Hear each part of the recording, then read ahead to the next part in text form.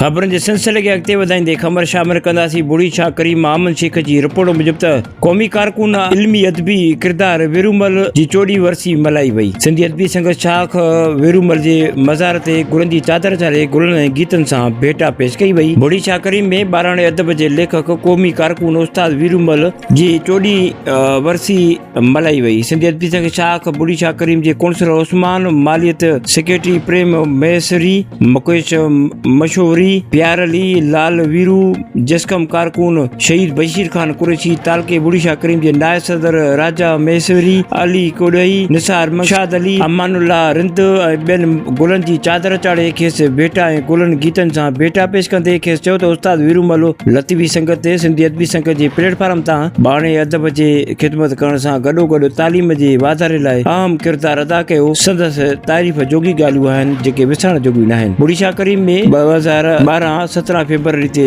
संदसि रोड हादसे में देहांत करे वियो।